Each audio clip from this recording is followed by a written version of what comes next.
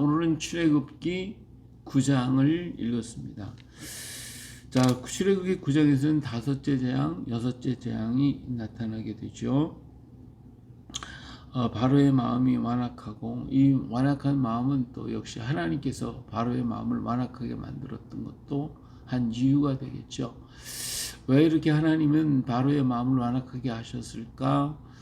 바로 하나님의 역사를 보여주시기 위한 것이죠. 하나님이 이렇게 놀랍은 역사를 일으키시고 계시다는 것, 우주 모든 만물들을 주장하고 계시는 하나님이심을 분명하게 히브리 사람 그리고 애굽 사람들에게 보여줬어요. 이스라엘 민족들은 이스라엘 민족대로 하나님의 어미하심과 놀라운 능력을 보게 했고, 애굽 사람들은 이 일을 당함으로써 하나님이 정말 살아계시구나, 하나님이 역사하시는구나, 하나님 말씀을 안 들으면 재앙이 오는구나 하는 것을 알게 만들어 주신 것이죠.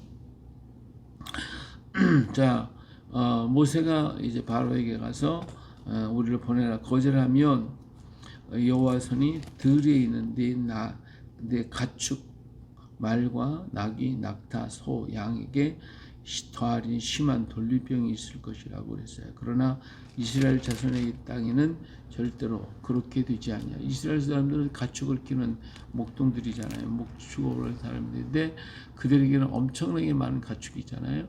오히려 애굽 사람들보다 더 많은 가축을 가지고 있으니까 이 돌림병이 생기면 애굽에 있는 가축은 다 죽지. 가축들에게는 병이 옮기지만 그러나 이스라엘 자손의 가축에는 없을 거라고 하는 것을 말씀하셨어요. 정말 이때부터 애굽의 가축들이 돌림병이 일어나기 시작을 하는데 막 가축들이 죽고 난리가 났습니다. 바로가 이스라엘 그 고센 땅에 보내니까 이스라엘의 가축은 하나도 죽지 아니하였습니다. 그래도 바로의 마음을 완강해 가지고 듣지 아니했어요. 모세가 아론에게 이제 가서 티끌을 날리게 하죠. 그래서 이 티끌이 악성 종기로 나타나게 될 것임을 말씀해주고 있습니다. 그래서 화덕의 재를 가지고 바로에게 가요.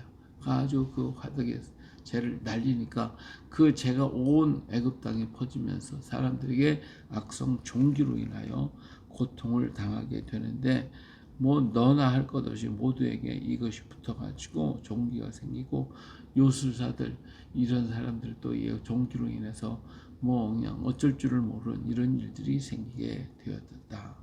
여섯 번째 재앙이 끝났고요. 일곱 번째 재앙. 자, 모세가 바로 앞에 서서 그들이 나를 섬길 것이니까 이번에는 모든 재앙을 너와 네 신하와 네 백성에게 내려 온 천하에 나와 같은 자가 없을 것임을 네가 알게 될 것이다. 그래서 그러면서 여기서 이런 얘기를, 내가 손을 펴서 돌림병으로 너와 네 백성을 쳤더라면 내가 세상에서 끊어졌을 것이나 내가 너를 세웠으면 나의 능력을 네게 보이고 내 이름이 온 천하에 전파되게 하려 하였습니다. 아주 중요한 말씀이죠.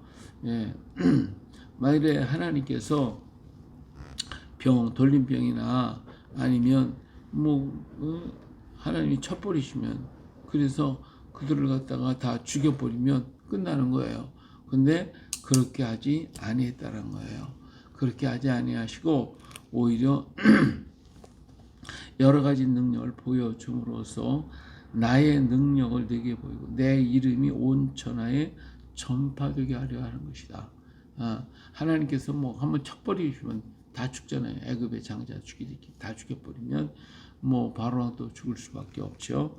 그러나 하나님께서 이렇게 하지 아니하시고 여러 가지를 통해서 하나님의 임재하심, 하나님의 역사하심을 보여주시기 위한 것이다 라고 하는 것입니다.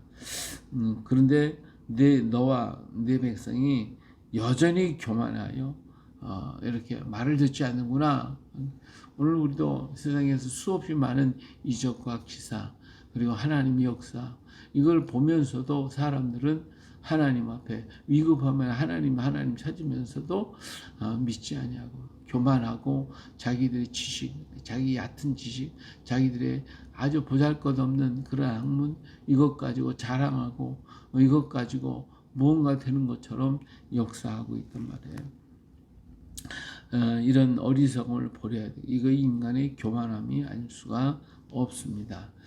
자, 이번에는 하나님께서 우박을 내리겠다고 그랬어요. 그래서 우박을 내릴 테니까 애굽에 있는 모든 사람들 그리고 가축들은 전부 다 집안으로 들여서 맞지 않도록 그렇게 하라고 그렇게 얘기를 합니다. 자, 이 말을 들은 애굽 사람들 중에서도 그것을 행하여 가축과 모든 것 집안으로 들인 사람들이 있는가 하면 그렇지 않은 사람도 있단 말이에요. 근데 정말로 우박이 막 쏟아지는데 얼만큼 쏟아지니 막 우레 소리가 나오고 우박을 보고 그런가 하면 땅에 막 불이 달려가고 우박과 불이 막 역사가 일어나는데 상상할 수가 없는 일들이 일어나고 있는 것이죠. 그래서 애굽 온 땅의 사람과 짐승 막론하고 밭에 있는 모든 것들이 다 그냥 상하게 되죠. 나무가 막 가지가 꺾어지고 나무가 부러지고 이런 일들이 일어나니까 뭐 겁나서 모세가 막 바로가 사람을 보내가지고 제발 좀 그치게 하라 내가 보내겠다 이렇게 얘기를 합니다. 자, 모세가 그에게 갔죠. 가가지고 그 소리를 듣고 내가 밖에 나가서 하늘에 손을 들면 끝이게 될 것입니다. 하지만 왕이 마음이 완악해서 우리를 보내지 아니해 줄 줄을 내가 압니다. 예, 이렇게 하죠. 이런 얘기를 다 알면서도 그런다 이거예요. 자, 29절에 모세가 그에게 이르되 내가 성에서 나가서 곧 내 손을 여호와를 향하여 펴리니 그리하면 우레 소리가 그치고 우박이 다시 있지 아니할지라 세상이 여호와께 속한 줄을 왕이 알 것입니다. 그리고 그러나 왕과 왕의 신하들이 여호와 하나님을 아직도 두려워하지 아니할 줄을 내가 아나이다. 예. 일이 이렇게 얻어맞아도 마음이 굳은 사람은 안 되는 거예요. 뭐 고집을 부리는 거예요. 끝까지 한번 되면 하나님과 씨름하겠다고 싸워보겠다는 거예요. 하나님과 씨름해봐야 환도뼈가 부러지는 거예요. 야곱이가 씨름하다 환도뼈가 부러지듯이 오늘도 우리가 계속해서 하나님과 씨름하려고 하는데 어리석은 생각이에요. 얻어 터지지 말고 빨리 항복하는 것이 복입니다. 자, 이때 보리가 이상이 나왔고 삼은 꽃이 피었기 때문에 삼과 보리가 다 상해버리고 말았죠. 예, 그래서 우박이 이제 모세가 나가 손을 들으니까 우레 소리가 그쳤어요. 자, 그러니까 바로의 마음이 또 완악해져 가지고 안 보내죠. 하나님 말씀하신 것 똑같이 그렇게 말을 안 듣더라 그거예요. 예, 하여튼 이 고집 피는 사람은 뭐 자기가 죽어도 그냥 죽어도 자기 고집을 꺾지 않으니까 이게 인간의 어리석고 미련함입니다. 우리는 바로만 욕할 게 아니라 오늘 우리들의 고집이 뭔지 한번 생각해 봐야 돼요. 내 고집이 결국은 하나님 앞에서 고집을 펴봐야 환도뼈만 부러진다니까요. 야곱이 암만 씨름해봐야 소용없어요. 다 포기해야지. 하나님 앞에는 우리가 두 손 두 발 다 들어야 돼요. 무조건 항복, 주의 뜻대로 하겠습니다. 그래 순종하면 그게 축복이에요. 그게 우리의 행복이고 그것이 우리를 향한 하나님의 거룩하신 뜻이다 이 말이에요. 그 뜻 가운데 쓰는 자체가 내 행복이고 내 기쁨이고 내 즐거움이에요. 그리고 하나님께서도 그를 참 기뻐하신단 말이에요. 그런 사람을 찾으셔요. 교만하지 말아야 돼요. 교만하지 말고 주의 뜻이 무엇이냐를 잘 분별하고 그 뜻 가운데 걸어가야 됩니다. 우리 하나님의 뜻들을 안다고 하면서 조그만 거, 지금 현재 있는 거, 요것만 생각을 하는 거예요. 근데 그게 아니라 하나님의 크고 원대한 계획이 있단 말이에요.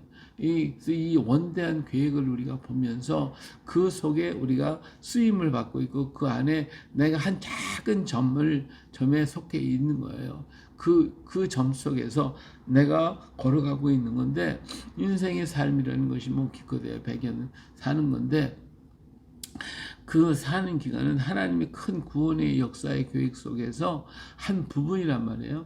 근데 그 부분이 하나님의 역사의 계획이 어떤 데는 평화로운 게 있고 어떤 데는 골짜기가 있고 어떤 데는 환난과 재난이 있는 것이고 어떤 데는 또 평탄한 길도 있는 거예요. 그 길에 내가 한 점에 서 있는 것이기 때문에 내가 때로는 환난의 때가 서 있을 수도 있고 평안한 때 있을 수도 있고 또 자갈밭 모래밭 같은 그런 길을 가야 할 때가 있는 거예요. 그 나의 평생에는 골짜기를 걸어갈 수밖에 없는 그런 환경에 속할 때도 있단 말이에요. 그러나 그것이 하나님의 원대한 계획의 한 점을 우리는 살아갈 수밖에 없기 때문에 내가 골짜기에 있든 자갈밭에 있든 아니면 평화로운 때에 있든 간에 주님의 뜻에 우리는 이 원대한 계획을 보고 순종하며 그 일을 하나님의 일을 기쁨으로 즐거움으로 행하게 되면 그것이 하나님의 놀라운 축복이 된단 말이에요. 그래서 하나님 앞에 잘했다 칭찬을 받을 수 있으니까 내가 어떤 자리에 있든 간에 하나님의 인도하심과 하나님의 섭리하심, 하나님의 긍휼하심과 하나님의 사랑하심을 우리가 믿고 의지하고 가게 되면 모든 환난과 고난 속에서도 하나님은 긍휼을 잊지 아니하시고 우리를 보호하시고 우리를 이끌어 가실 것이고 이 일을 감당하고 이를 이룰 수 있는 능력을 주실 것입니다. 그 일을 감당하면서 한 걸음 한 걸음 걸어가는 오늘 우리가 되어야 할 줄로 믿습니다. 할렐루야.